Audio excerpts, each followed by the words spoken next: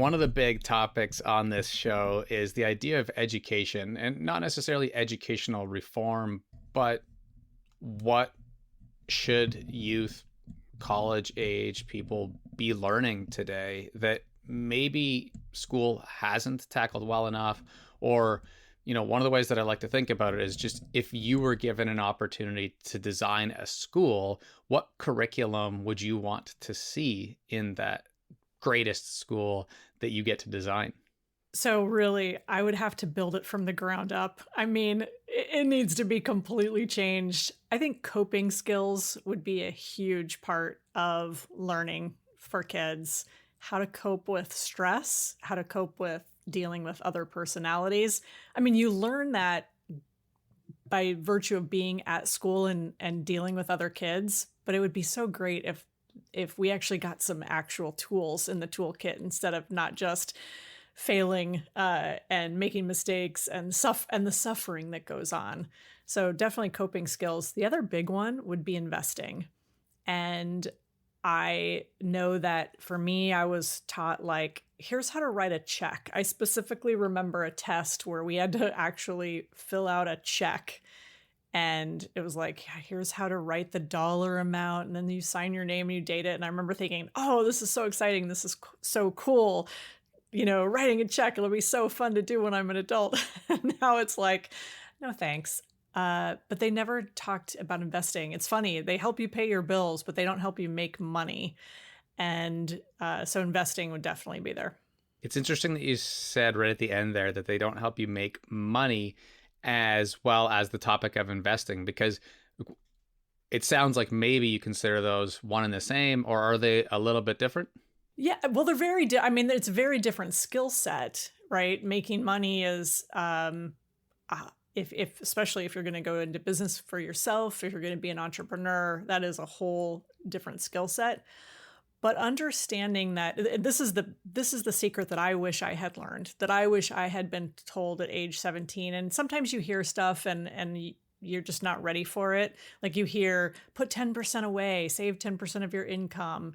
But I always thought, my perception was that investing money is what you do when you get wealthy. Once you're wealthy and you have plenty of money, then what do you do with it? Then you start investing it. And it's the exact opposite. It's you take whatever little bit of money that you can scrape together and you siphon off whatever you can. It doesn't matter if it's $5, and you start putting that into an account somewhere, whether it's a savings account or ideally it's something like today with today's technology, you can invest in stocks, you can invest in crypto. There's all types of places that you can invest your money and have your money working for you. And that's actually how you get wealthy. You don't work to get wealthy by waiting on investments until you're somehow wealthy. Speaking to my heart, because when you said that you wish it was something that you learned at 17, I was like, roughly around that same age is who I work with a lot, 16, 17, upwards to 20-year-olds in my kind of day job and what I've been doing for the last 20 years. And about 8 years ago, I found entrepreneurship, content creation, and all of these concepts like I started to learn about. And then I was going to work during the day and trying to help them with their homework and being like, like it was so hard to not just be like, this is just a waste of time. You already know you want to run a photography business. Like, these are the things we should be doing. You already have 80,000 YouTube subscribers and haven't made a penny because it just doesn't, you don't understand how that sort of audience can translate into opportunity. And there was a lot of like pain and sadness in my own journey, but mostly seeing youth struggle with figuring this out for themselves. So all of these topics is the whole reason for the show. And I know you know what the show is about a little bit, but at the same time, it's like hearing from people who have actually learned it is really valuable. So I really appreciate that. I think one of the toughest things though, is that as people get further along in their own entrepreneurial journeys, we have that sort of curse of knowledge, and then it can be hard to re-break it down for people. So some of the things that you mentioned, like even the definition of entrepreneurship is an interesting one, because if we type it into Google right now as a keyword or look for the definition, we're going to get so many different things. But you use that word. What does entrepreneurship mean to you? Oh, that's a good question. I couldn't even tell you what the official definition is. All I know is that I am one. I've been one for a long time. And actually, how that came about. So I'll describe how that came about and why I feel like I'm an entrepreneur. So I always had kind of I guess, a employee mindset. I figured that you graduated and you went to school. And interestingly, I wanted to, kind of in your background, I wanted to be a crime scene investigator. That was my absolute dream. And this was before the TV show was even possible, or it was even out. And so I got my bachelor's degree in criminal justice. I graduated and they were like, okay, well, we have no jobs. You could maybe get an internship at the, at the sheriff's department, and unpaid internship, by the way, and see how it goes for a couple years. And then maybe there'll be a position for you. And I was like, yeah, no, I need to make money like now. So at that point, I was also working for a company called LensCrafters, big eyeglass retailer in North America. And they were promoting me. They were really wanted to promote me. So I got promoted to assistant manager and I worked my way up in that company. I became a licensed optician. I loved that job and I got into the training department, and I met my husband and business partner, Richard. And he told me one day, he said, they pay speakers and trainers and people like us a lot of money to go into companies and do training. He's like, would that be of interest to you? Like, would that be something that you would want to do? And I never conceived that you could leave a company and kind of go out on your own. And we were deep into sales training, and we would have conversations about customer service and our philosophies and things like that. And I just hadn't conceived of it. And he was like, yeah, and we could write a book. And at the time, I'm thinking like, this guy's just crazy. Like, he has these wacky dreams, but you know what? I'm going to just roll with it. And luckily I was naive enough to roll with it. I was like, all right, sure. Yeah, let's write a book. I'm thinking we're never going to write a book. He doesn't know what he's talking about.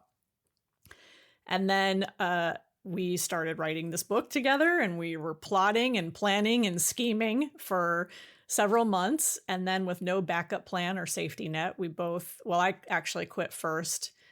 And we launched this company. We had no customers. We didn't really know how to get customers. We had zero infrastructure. And this goes back to the dinosaur age. So we had computers. It felt like we didn't. There's like AOL dial-up, and you have none of the tools that you have today. And we figured it out. And so I feel like entrepreneurship is seeing a problem in the marketplace, trying to solve that problem, and not waiting for someone else to say, to kind of crown you and say, okay, yes, here's what we're going to let you do. It's striking out on your own, coming up with a problem that you want to solve, and then figuring it out, right? I mean, that's what it is to me.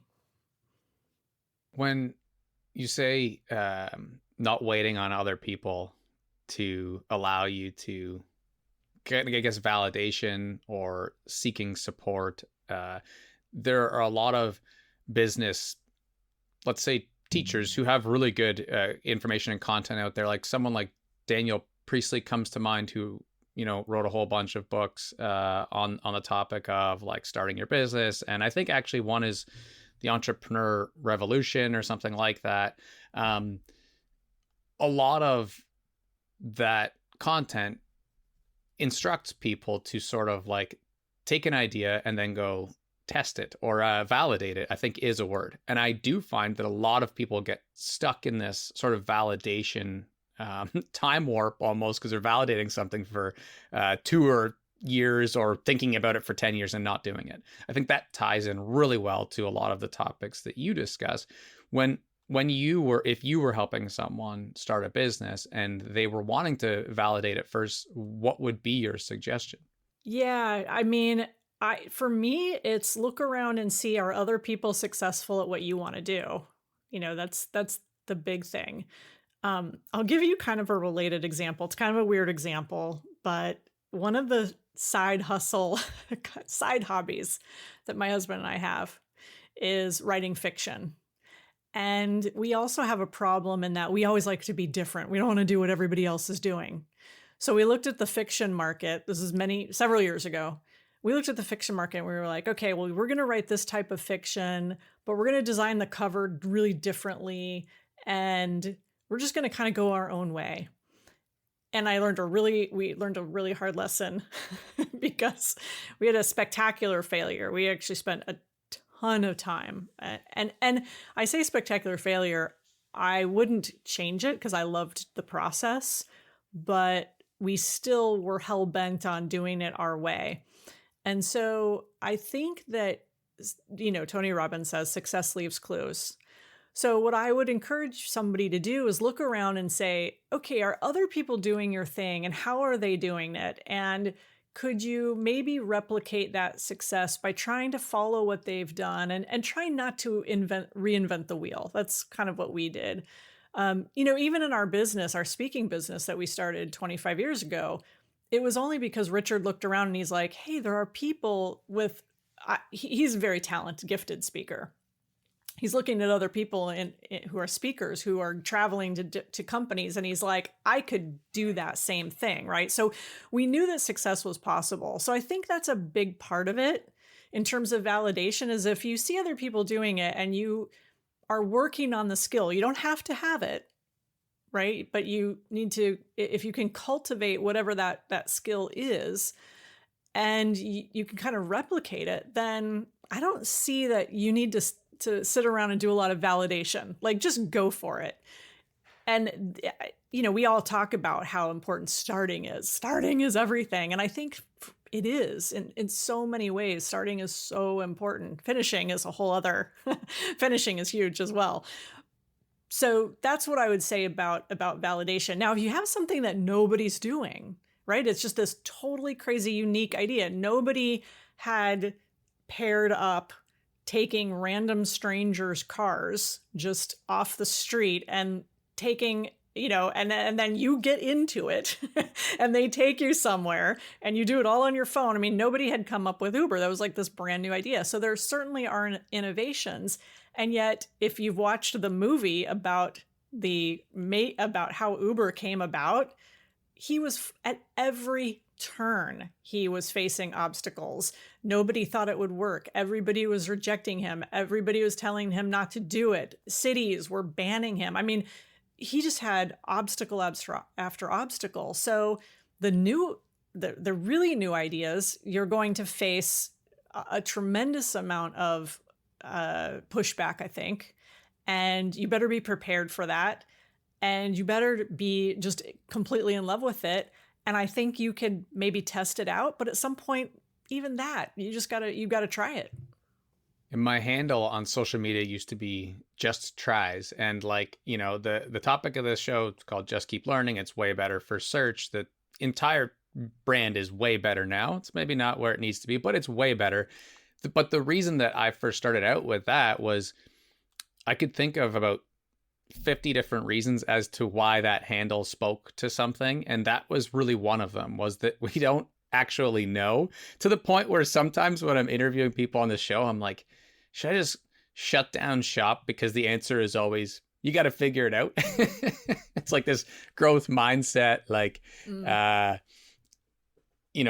lifelong infinite game thing where I'm exaggerating a bit by saying it's not worth interviewing people, because I think there's so much nuance and there's so much we can learn from each other that I would never do that. This has become my life's work. But I say it jokingly because it's almost true that each guest at some point has to kind of say, well, for everybody, we got to just kind of figure it out. And of course, there's a lot of truth to that.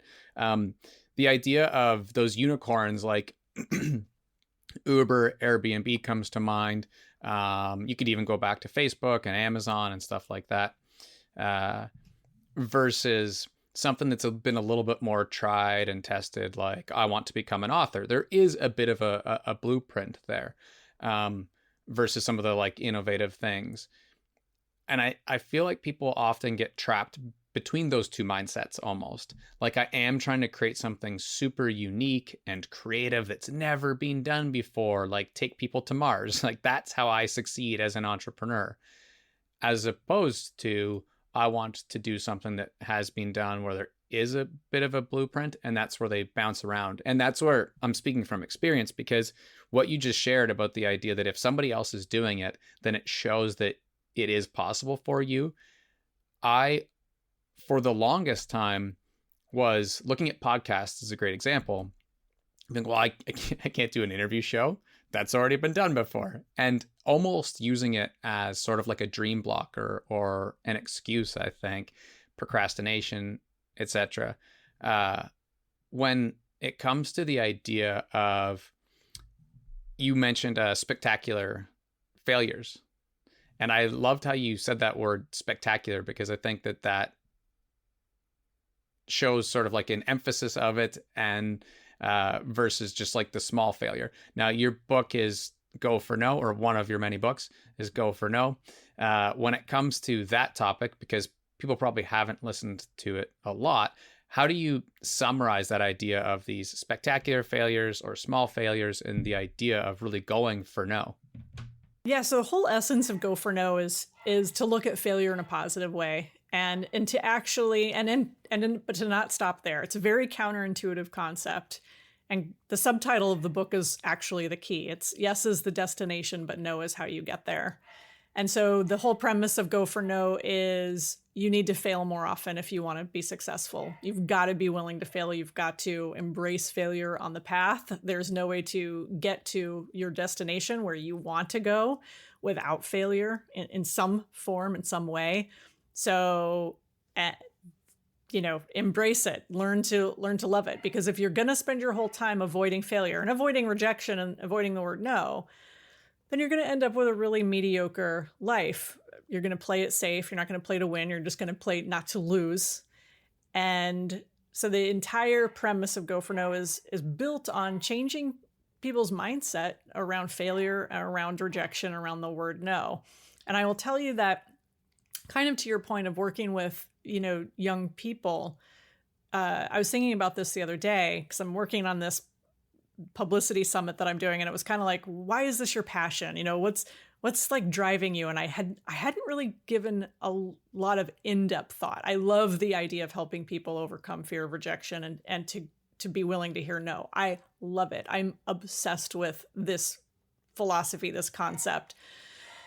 But I think about like, why? What is it? And I remember when I was in high school trying out for this like girls club, and it was some kind of social club / charity club thing. And we said you had to go be interviewed. And I lived in a very, very affluent neighborhood in Orange County, California. Incredibly affluent, and I was absolutely, for sure, one of the most broke people in that school, and in some cases homeless sometimes.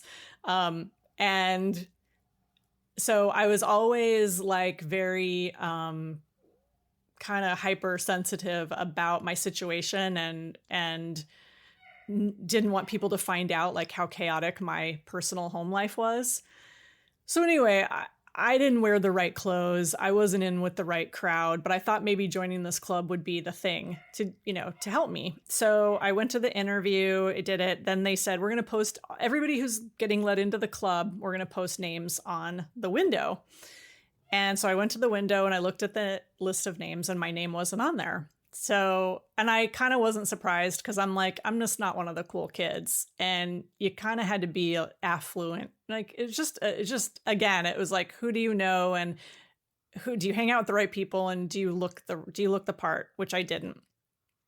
It was that rejection that I decided, you know what, F this. I'm not trying out for anything in this school. And as a matter of fact, I hate this school, and I'm just gonna pretty much as I can stop coming. And So my sophomore year, I ditched school all the time. My nickname in Spanish class was Truancy.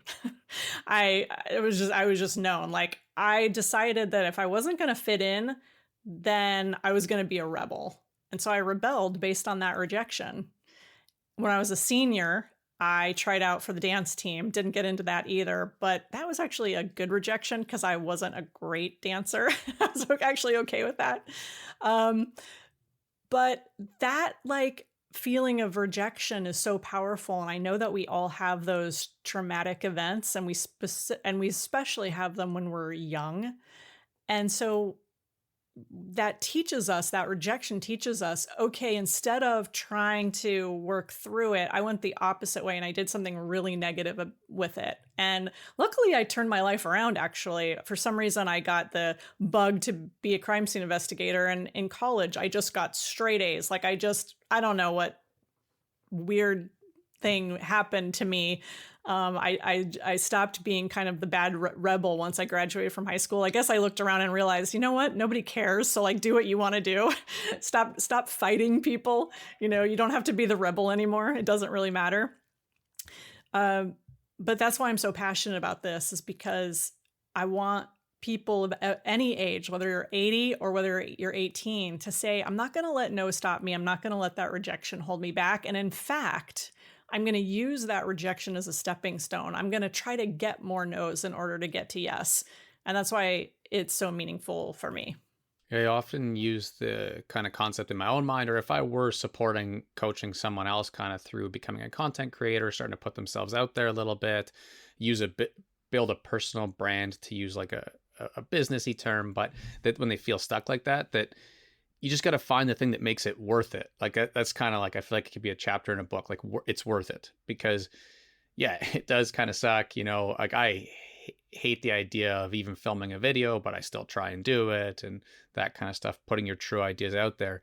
And it's worth it to me for a very similar reason, it sounds like, to you, because it was almost giving me chills as you were speaking, because like there's two big specific reasons for me. One is our oldest daughter is adopted. She, unlike a lot of other adopted kids I've worked with, almost daily, like, she'll come back to, why did my tummy mummy not want me? Like, she brings that up all the time. So her awareness around rejection is really interesting. She's 11 years old now, but that's been a thought for her the whole time. And then a lot of the teens that I worked with, in the city that I live, how we deal with youth who are in institutions, so jail, hospital, we have a crisis center, a school for teen moms, school for addictions, and there's a whole bunch of others, but homelessness, things like that, human trafficking one that's just starting next week. At each of those institutions, they still need high school. And so a lot of people don't think about that, but it's actually at those places that I've been supporting youth and being able to have those really in-depth conversations with them about kind of how they're trying to, anyways, turn their life around. And so much of it starts with some type of rejection, and it might have been in kindergarten, might have been in the 6th grade. As you shared, it might be early high school.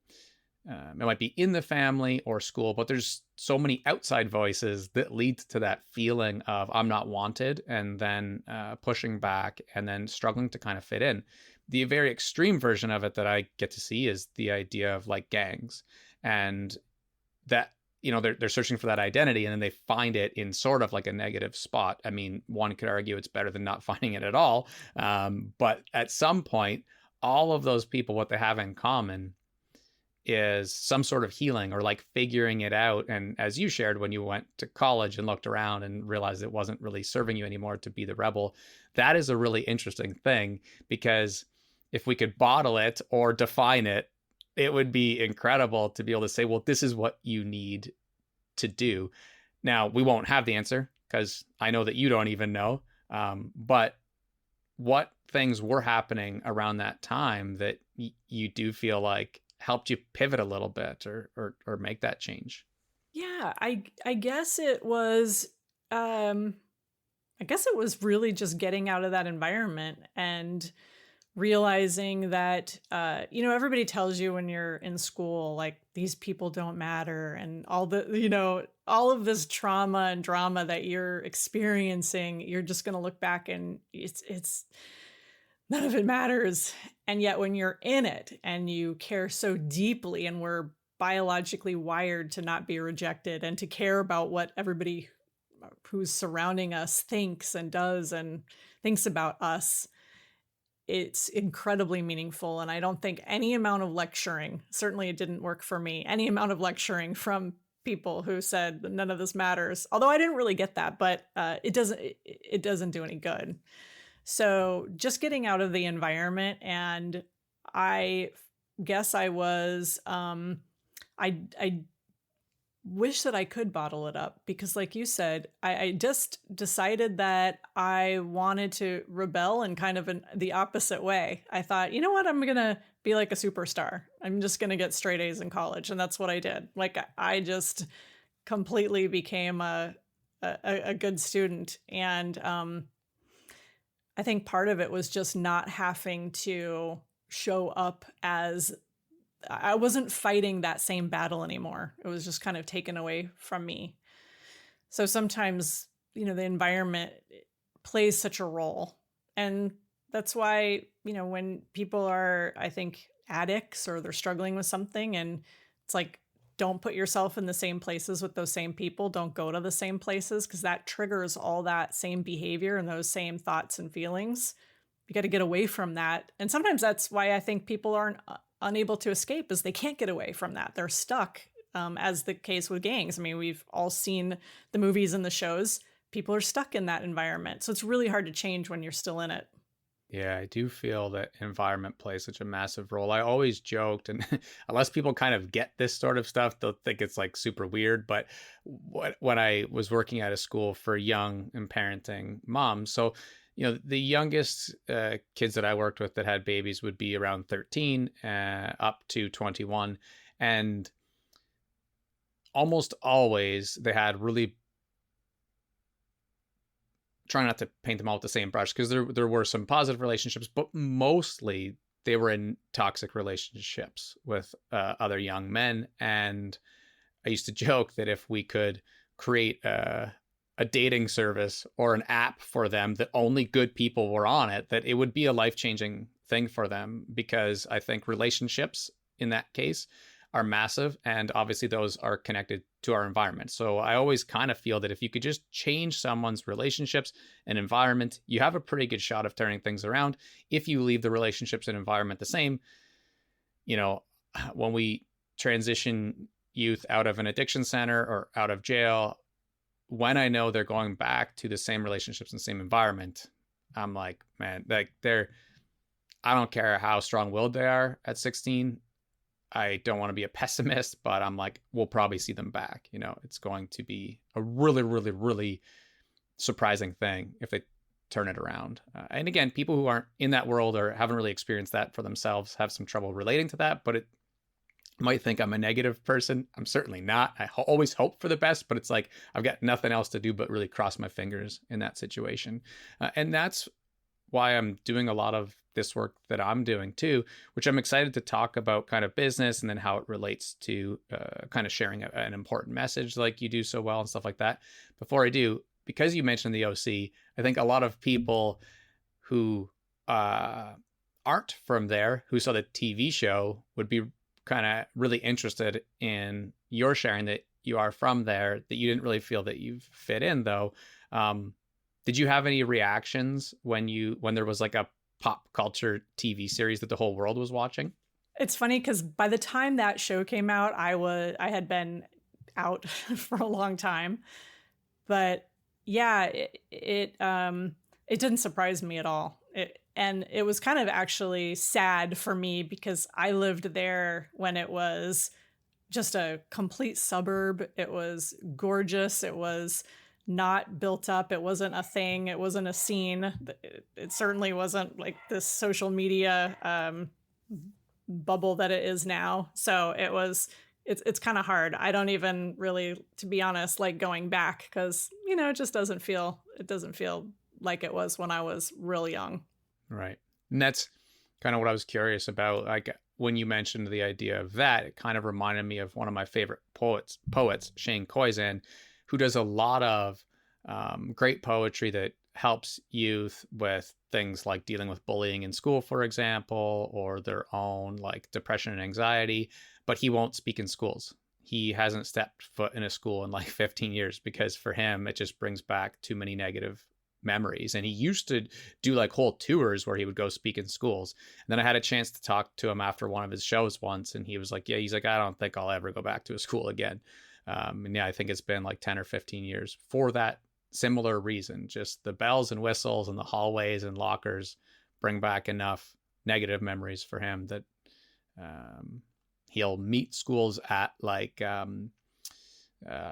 conference centers or theaters like local where the schools can take a bus and go, and he'll do shows for schools, of course, but he's like, I don't go into schools. Nobody could pay me enough to go to a school, which is kind of a sad thing.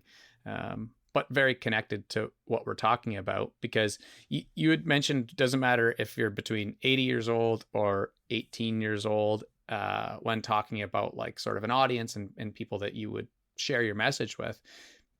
That brings me back to one of our earliest topics about business and entrepreneurship, and something that comes up a lot on this show, which is learning from people about niche or like sort of a target audience. And because we in my case, I have a pretty broad topic, the idea of learning and growth mindsets, goal setting maybe, and in your case, I think helping people overcome fear of failure and fear of rejection and stuff could be a really broad topic too. From a business sense or scaling your message, how do you think of the idea of like a niche and customer audience? I think it's a really smart idea. If you can niche down and very distinctly pick out your customer, I think the better off you are in business. And it's a very scary thing to do, right? Most people, they look at their business and even our topic, it's like, well, who needs your topic? Everyone needs our topic. Everyone gets rejected, the whole planet.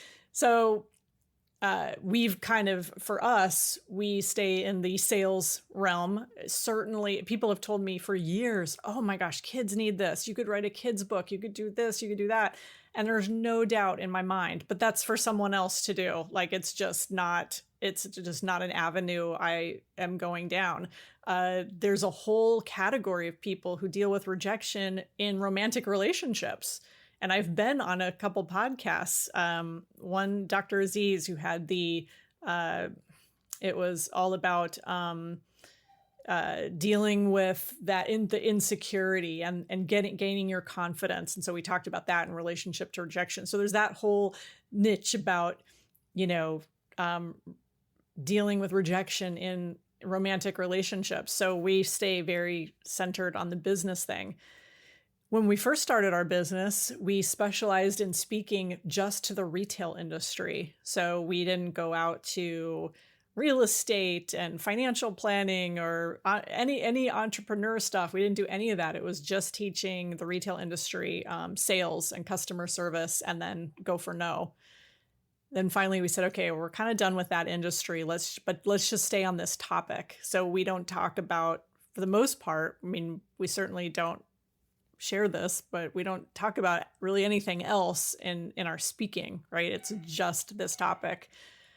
If you want to be an expert today, the more that you can easily explain who you serve and how you do it succinctly, specifically focused, you're going to not appeal to a ton of people, but you're going to appeal so much to the right people that it will be so easy to get their attention. Where it's tricky for me, that's interesting, is I used to be in sales, and I used to be in sales in fitness and nutrition, and I was pretty good at it. It came somewhat naturally, I guess.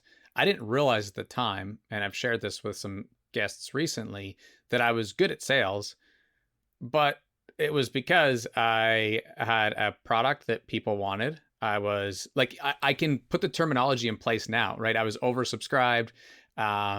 I just created a good product. People loved it. I was so busy that I couldn't even take on more clients almost. And I was like 20 years old. I didn't realize that I was kind of good at sales, but it was because I had the niche and the audience and the product, the offer, all of the stuff that business gurus would be teaching and creating ebooks about right now. I had that dialed in 20 years ago by accident. What's really challenging is right now being like, I could go do that. I just don't want to. Mm-hmm. And so as multi-passionate people, I think that you mentioned your love for creating fiction books and the idea of like, you obviously have a lot of different interests. Do you have sort of coping skills or strategies that you put in place to help you stay focused as such a multi-passionate person? That's a really good question.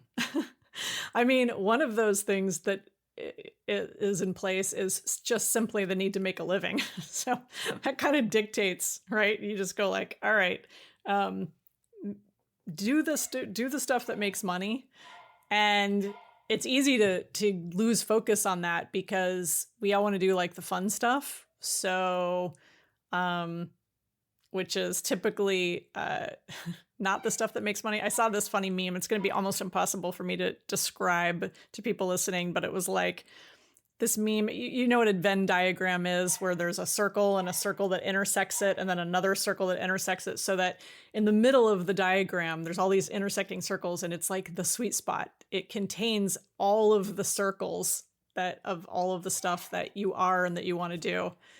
And it's funny, this Venn diagram had this, and then it was like showing how it everything that you wanted to do, like for real, like your secret dream, was like outside of it. And so you're like trying to work inside this diagram, and really all the stuff that you want to do is outside. Somebody once said, a guy that went to one of his seminars once said, everybody has a secret dream. They have the dream that they're working on, and then they have the secret dream. It's like, what would you do if just the shackles were off and that was the thing that you wanted to do? So for me, for Richard and I, we allow ourselves the outlet to work on those secret dreams, to have the freedom to work on those. For a long while, it was, and we decided this is going to be a business. It was after getting really successful with Go for No. And there's a phenomenon, and I know you've seen it. There's this phenomenon, and we were talking about this morning, actually, where you do something and you do it really well, and then it becomes time for you to stop doing that thing and then go teach other people how to do what you did. So for us, it was, we launched our business. We decided to publish this we self-published a short book, and it was called Retail Magic. It sold really well. We sold it direct, not on Amazon, because that didn't even exist. We sold it direct to companies, and we did really well with that. It was a great door opener too, to get people to hire us to do training. So then we wrote Go for No, and Go for No was incredibly unsuccessful at first. For the first few years, it did nothing. It languished. It took 10 years for us to finally get that book on the number 1 Amazon sales and selling list. It took 10 years, almost to the day. So we really struggled with that one. And but we kind of learned through that process of how to write and publish short books. And we published a couple other short books in that process. And we ended up working with a guy named Ray, who we convinced to write a version of Go for No for the network marketing industry. And we wrote that. And then Ray came along and he was like, hey, you guys are so good at this. Will you help me write and publish a book? So we did. We did that. And then before you know it, we start a publishing company. We're like, you know what? We're going to write and publish books, because we just had our head turned. We're like, we know how to do this. And also, you know what else we should do? We should teach people. Now that we've done it, let's monetize the knowledge and teach people how to write and publish books and figure out what their book brand is and do all this stuff. So we went down this whole long path of doing this. And it was like, if you're going to do that, you've got to do it full on. And so I'm over here doing Go for No, but also publishing books, and also going to teach people how to write and publish books. It was so crazy. And it was, and so nothing became fulfilling because I'm working on this project, and then I'm jumping over to this project and that project. And so we agonized for a few years over, what do we really like to do? What do we really want to do? And my passion, my love is actually Go for No. So I'm like, what am I doing? This is not what I want to be doing. And then underneath all of that is the secret dream that we're not even working on. We're not even doing the secret dream. We're just doing like the stuff that, and I think you kind of suggested this at the beginning. Just because you can do something doesn't mean you should. That is the biggest thing I have learned on this journey where I am now. Just because I know how to write and publish books, and I have incredible, this sounds like, I know I'm patting myself on the back. I have incredible instincts of book titles and subtitles and what people should do. And I'm sure that if I went out there and made a ton of videos, I could command huge fees to help people do this. I don't want to do it like anymore. Even though I'm good at it.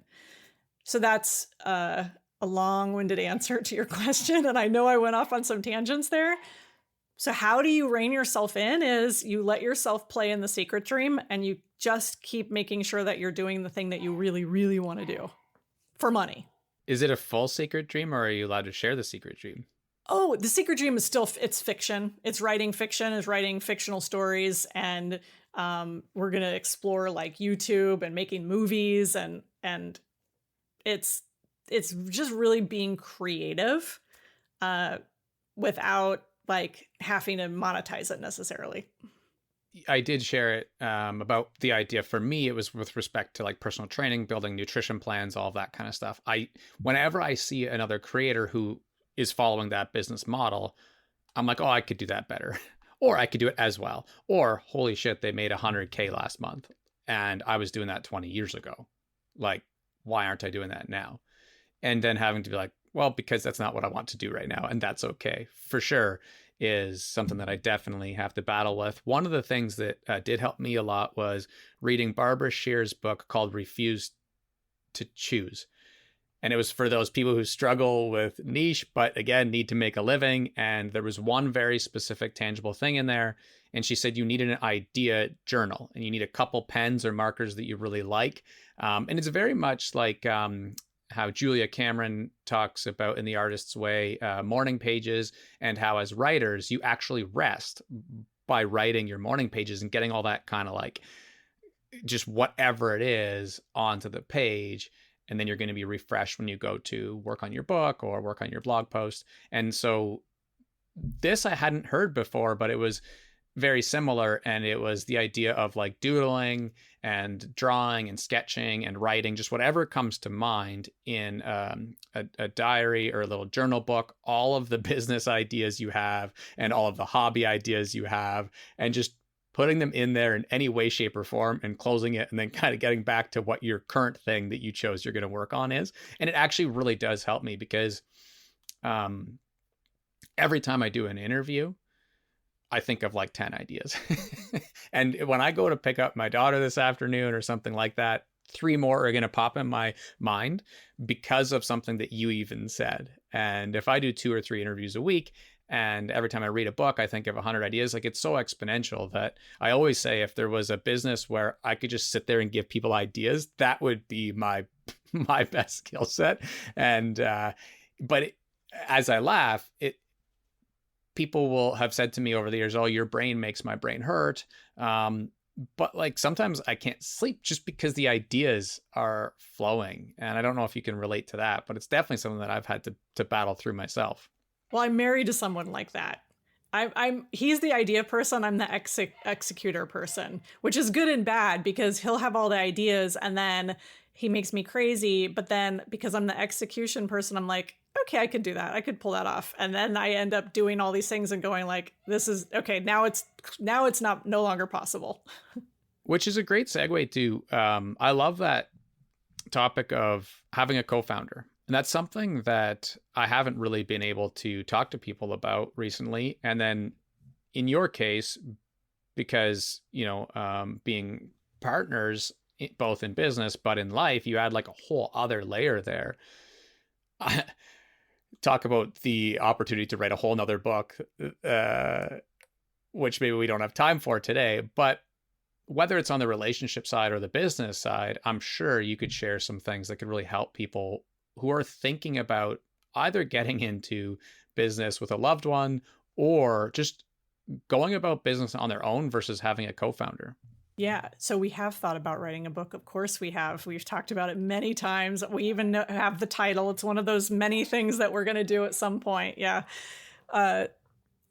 So I'll tell you the biggest thing that we've learned, and we learned this a while ago, luckily, thank God.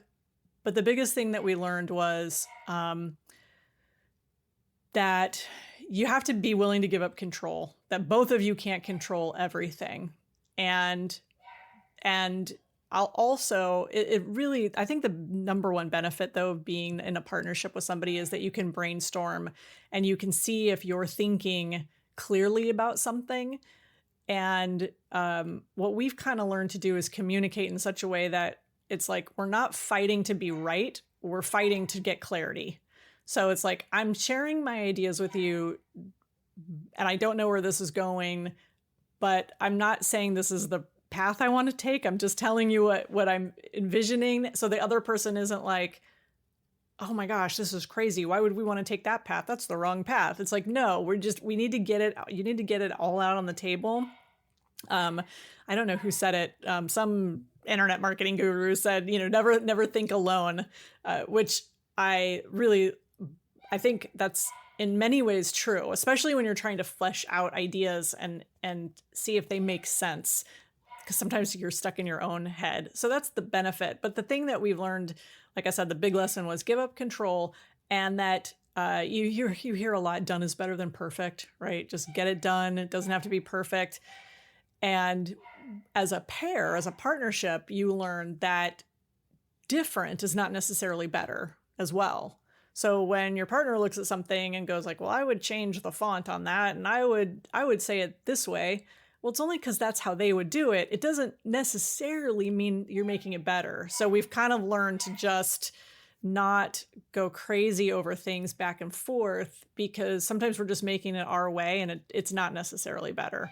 And I think you experience that even as on your own, right? You keep trying to work at something and work it, and it's like you're just making it different. You're not necessarily making it better.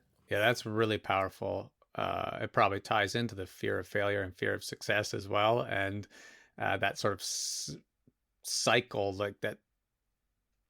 What's the right word? Like almost like a merry-go-round that we get trapped in, like mm-hmm. The hotel door is the front, that you just get stuck in the door and you keep spinning because you're getting different types of feedback, and they're like, oh yeah, you're right, maybe my brand colors are wrong, or maybe my elevator pitch, it should be different, and then you just, to your point, just keep changing it as opposed to making real progress.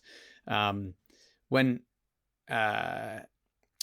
the idea of having someone else to bounce ideas off of, and that you said never think alone, I think is really one of the main reasons why I often think of starting a business pillar or something with someone else. Like, kind of, I think a little tiny bit in the back of my mind, I've always been on this search for almost like a co-founder, or I've been thinking, okay, if I am running this whole business myself for the next rest of life, in what ways can I partner with people? And I feel like it's for that reason, the idea that being able to just have conversations with people is better than sitting in your own office by yourself all the time. It can be lonely, And then the other thing being that when something wrong does happen, then you're able to be like, hey, did you see this? Or, hey, what do you think about this? And then the problem solving piece, I think, is always better with other people. Whether we call it networking or collaboration, the idea of getting to know people on or off the internet, I guess, is something else that would be really cool to add to that curriculum in school that we were talking about. What are some things that you've learned that people who would come to you and be like, I suck at networking, can you teach me how? Where do you start with people like that? So let me answer this a little bit differently. And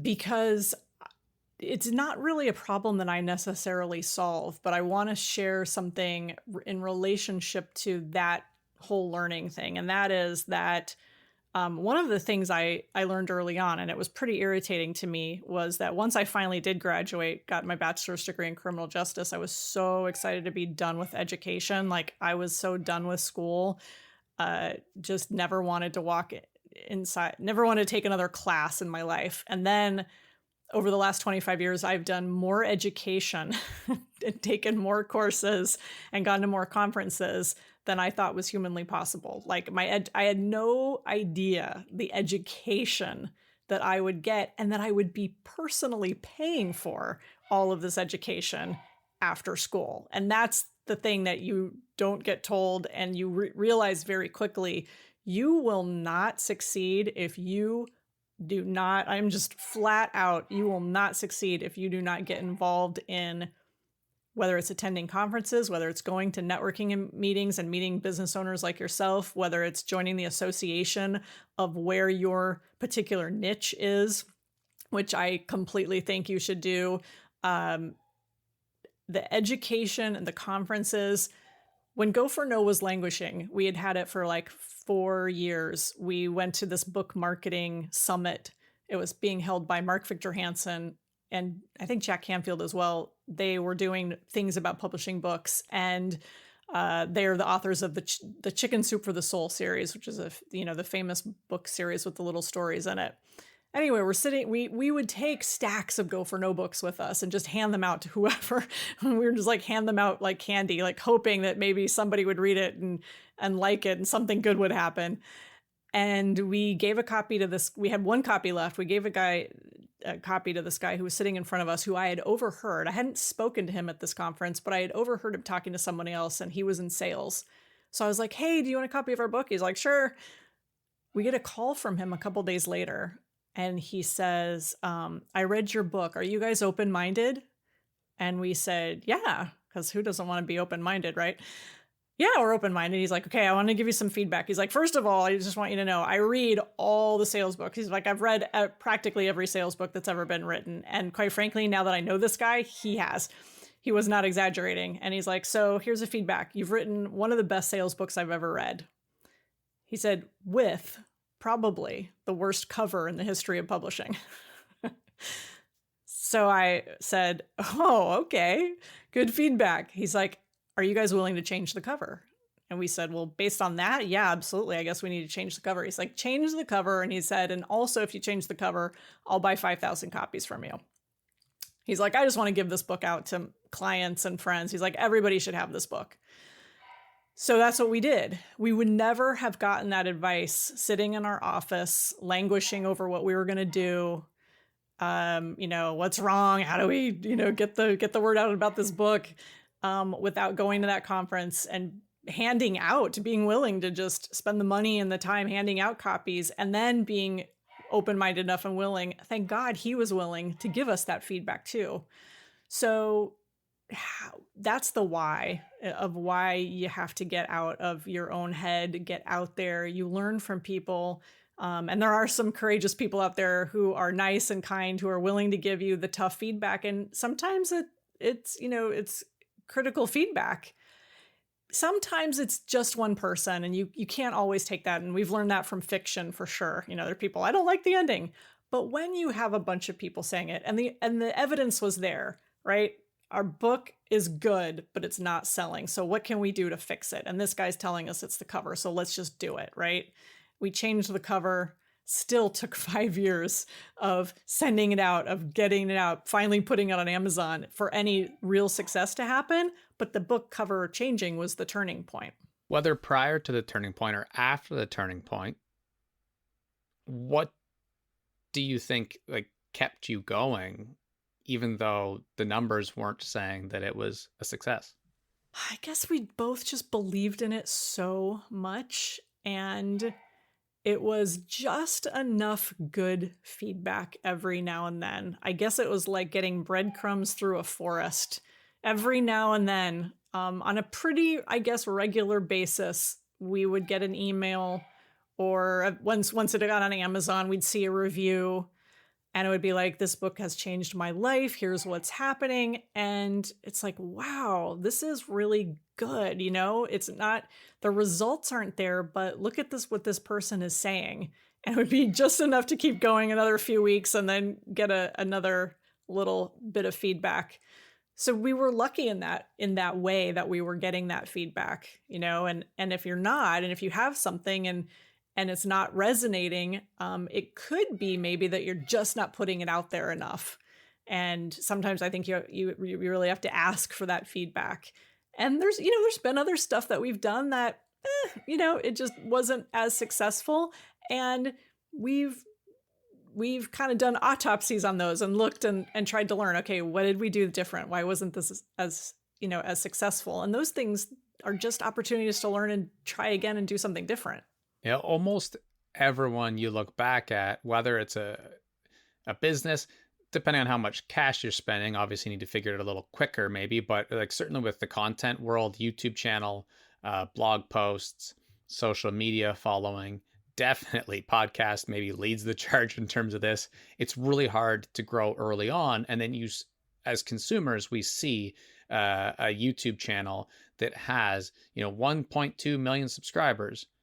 And you're like, oh my God, that's crazy. But then you look at their first 299 videos and like almost close to zero people watched them.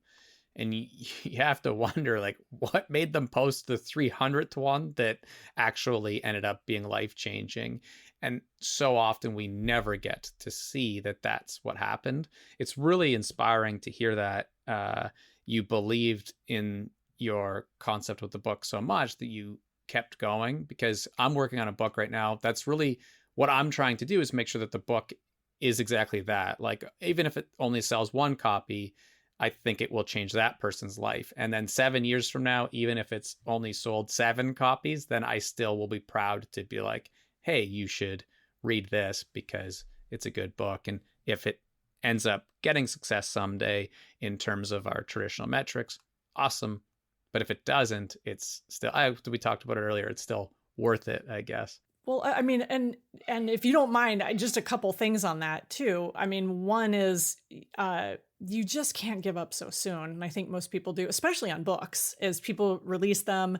They kind of give like the honeymoon phase is 6 months to a year. And then for a lot of people who are in the book world, who are speakers, coaches, whatever, it's like, okay, on to the next book. And for us, it was like, no. We want this book to sell 1 million copies. So we're in this for the long haul.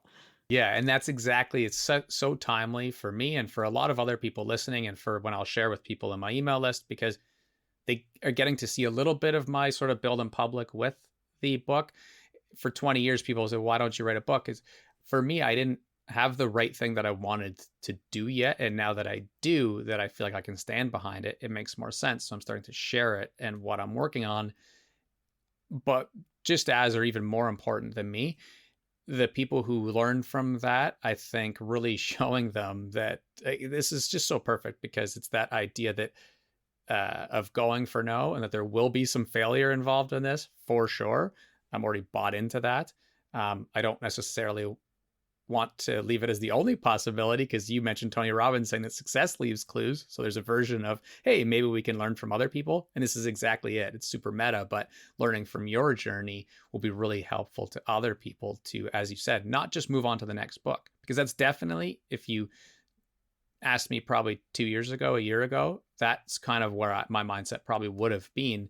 Oh, I'm going to try the first book, almost like I'm getting it out of the way, because the first book's not going to be successful. So I got to get to the second and the third, because we kind of, from the top down, see that sort of data, right? Or people will say that my first 2 books didn't sell, my third finally did. But maybe that's because they didn't stick with the first, which is just such a interesting topic that we could, again, never find the answer to, which is awesome.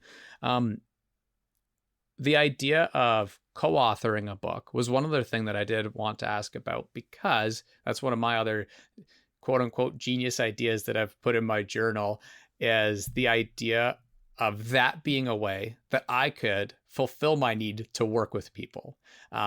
in my case, I wasn't thinking of writing it with my wife per se. Maybe we do one, but a lot of the people that I've collaborated with through the podcast will reach out even a year later and say, "Hey, we should do something sometime. Maybe a workshop, or just even creating a piece of content again together, doing a second interview, what have you." One of those things that's always been rattling around in my mind is the idea of doing co-authored books. In that case, mostly probably with people who weren't going to write a book anyways, right? I'd love to hear what your thoughts are on how difficult that could be, but kind of the pros and cons, what your thoughts are. It's funny you'd bring that up, because in the category of we've done it, so now we're going to teach it, we actually wrote a book called $1 Million Book Formula, and we talked about what makes a book successful long term.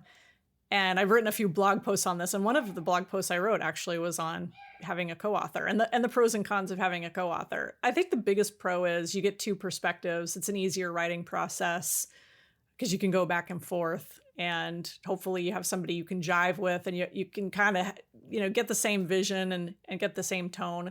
Or there was a great book called Younger Next Year, where there was a guy who was a doctor and a guy who was just trying to get healthy and lose weight. And they went back and forth through this entire book. So you'd have the doctor give his perspective and the guy who's losing weight and trying to get healthy and get his perspective. And so that worked really well. I think you can do some really creative things with a co-author. And obviously you have to share the royalties, but you also get to have a second person who's out there marketing the book, which is really most of the battle of I think, a book these days.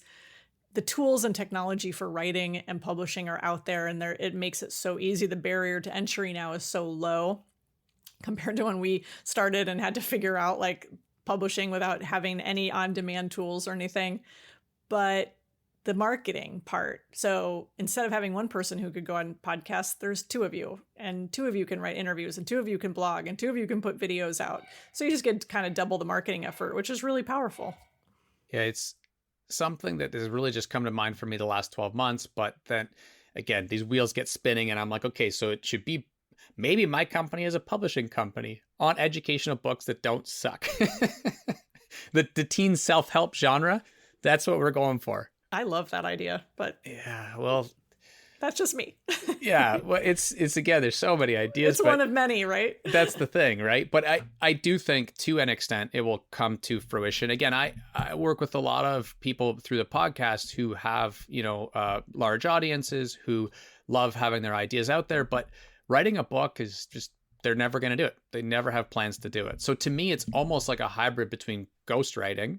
Yeah. But I know that they would get excited about it because they haven't actually tried writing a book. And once they try with support, almost like ghostwriting, it could really work fairly well. Well, can I give you a tip on exactly how to write it? Yes. And yes, go ahead. Okay. You just tell them, you say, all I want to do is just interview you and just ask them a bunch of questions, right? Get the transcript. Now you've got the content for your book. You craft the entire book around everything, your take and what you learned from them. Easy. Done. So it's like a 1-hour project, right? Exactly. maybe 3 or 4 max. Yeah, that's exactly it. I had thought about that. But when I was going to add there, when I said yes, but, and then I let you go ahead, was because the last question I was going to ask was, you said very quickly that it's better to write with someone else because you get 2 voices. And I was going to say, if you can figure out how to collaborate, do you have tips? And maybe that is the tip, but let's say it was much more of a 50-50 thing. My wife and I decide we want to write a book about parenting an adopted child, or I want to partner with, let's say you and I, you said that it's for someone else to write the Go for No book for kids. You and I want to do the teen self-help for kids. Like, what is the strategy to do it? Is you just open up a Google Doc and start typing? Right. That is the tricky part. So someone has to take the lead. That's what we've learned. And Richard, of the two of us, he takes the lead, starts with the blank page. But when we wrote our Go for No for Network Marketing book with Ray Higdon, what we did was we created the book and we had a bunch of sections. And then we said, Ray, we want to get your take, we call it Ray's take, on this topic. So we would have a section on like failing your way to success. We would have a section on setting goals for the number of no's you're going to collect, right? So we would ask Ray, like, okay, what do you think about getting no's in your business? And did you do this in your business? And so we just collected, we actually just interviewed him again these days, right? Do the interview, get the transcript. We interviewed him. He would tell a couple stories, make a couple points. So it would be our content. So we would have a few pages, and then it would be like, okay, what does Ray, who's our expert, because we're not experts in this industry, what does he think about all this, right? And so we'd have a page from him. Then we move on to the next chapter. Here's all of our content, and then here's what Ray, the expert, says. I think for a parenting book, again, you can be really creative, but for a parenting book, somebody takes the lead, you write kind of an objective piece of chapter one, objective piece of content, and then here's mom's take and here's dad's take. Right? For every issue, mom's takes, dad's take. Every next chapter, mom's take, dad's take, right? You kind of go back and forth because obviously the mom and the dad, right? You guys have very different perspectives on whatever the issues are. Now, when it comes to forming your chapters, I'll just add this in. What are these issues? What are the chapters? So I just put on your I know nothing hat and say, if I were interested in adopting, what are like the 10 to 12 most burning questions that I have? How do I even get started? What qualifications do I need? What if I have past issues, trauma, embarrassing things in my, history? You list these questions out, right? And then those become basically your chapter headings. Whether you form those as questions or not, you could rephrase those so they're not questions, like what to do if you have a checkered past or something, right? And you have the content, and then you have, each of you kind of commenting on this chapter. So that's like the easiest way to do it. I love starting with questions because your brain wants to answer them, and it's easy to do. So you can just go forever sometimes. Like you said, never think alone. And coming up with questions, I feel like that's one thing that's fun to do on social media. But these days, you can just ask your robots. And that's right. Ask your robot. They'll help you generate some pretty good questions. This has been so good. I wrote down $1 Million Book Formula because there's a lot of content out there on social media. I guess that's pretty much where I see it, obviously, socials, but just in general about the fact that books are such a good way to kind of quote unquote make money or open up speaking gigs. And we see that right in line with start creating vertical videos that are 8 seconds because those go viral the most. And this whole debate around like modern marketing versus like something super traditional like a book, it's just fascinating and I think amazing how much of I don't even know if it's a comeback because it hasn't really gone away, but how big books still are and seem to be big. So like it is such an awesome thing for people still to create. And I think it's kind of almost somehow still underrated, but I know we can't go into that whole topic like too much more. That really helps people a lot.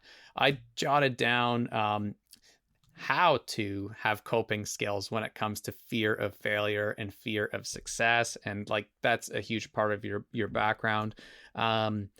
Just tips on business that you've learned the hard way over the years.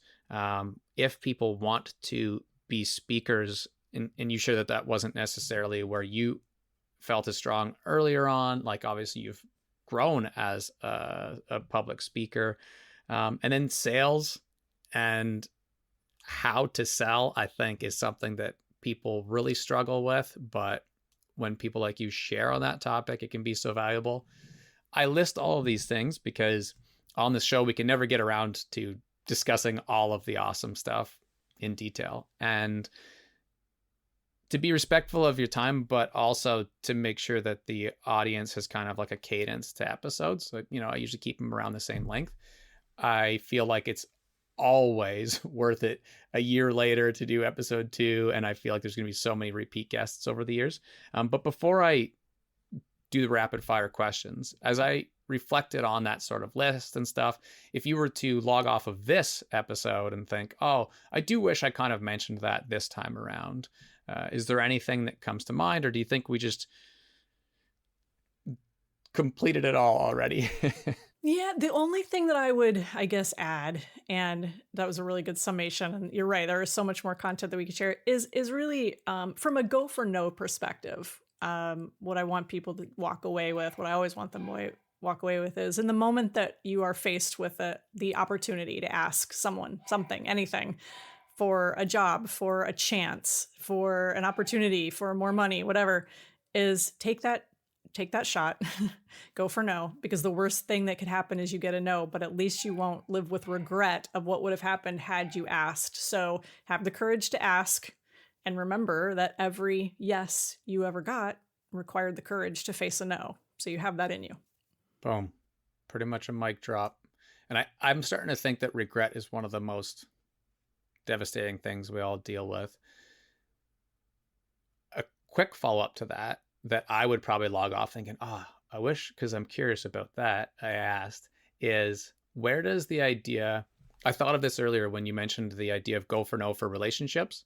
Where does the idea, whether it's in business or relationships or both, of like sort of playing hard to get fit into this strategy? Yeah, it's actually it's not something that we teach a lot of, but it is actually a huge piece of it, in that when you are super confident and you are totally okay with no, even if you say, hey, I'm like totally good if it's a no, feel free to tell me no, that gives people a lot of confidence in you and builds trust, I feel like. And so people are a lot more attracted to that. So when you put it out there that your answer, it's like if you had said, hey, Andrea, do you want to come on my podcast? And if you just can't find the time, totally fine. Just tell me no. Makes me say, oh, well, actually, yes. It's like, it is kind of a reverse psychology thing. So being very open to accepting no, I think is a huge part of how you attract those yeses, because of your internal posture. Very well put. Talk about counterintuitive advice that I feel like, again, we're so close to it, but really, really could be life-changing for people. So thank you for sharing all of this. The rapid fire questions are always fun because they kind of create a through line through all the episode. It'll be fun to make a little piece of content around them someday. And the first one is just something that you yourself are actively learning right now. Oh gosh, AI, technology. I'm learning a ton of AI tools right now. Voice to text, text to voice, video stuff, all that. Yeah, aren't we all? That'll be episode 3. Yeah.